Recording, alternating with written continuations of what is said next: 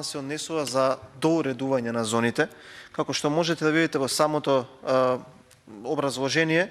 овој амандман го поднесуваме бидејќи е потребно дефинирање кои активности се забранети, а кои се дозволени во зоната за строга заштита, бидејќи истата представува дел од Националниот парк Шарпланина со највисок интерес на заштитата, што се карактеризира со изворни неизменети карактеристики на екосистемите или има сосема мали промени како резултат на традиционални управувачки практики и е поделена на 5 одделни единици, тоа Љуботен, Бистрица, Кобилица, Лешница и Маздрача. Затоа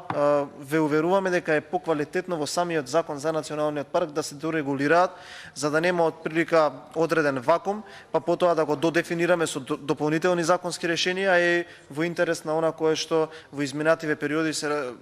појавуваше како сомнеш, односно што од другите законски решенија може да детерминираат како ќе се развиваат самите активности во строго заштитените подрачја на овој национален парк, нешто со кое што можам да кажам дека има и одредено сомневање и на жителите кои што живеат во селата блиску до овој регион.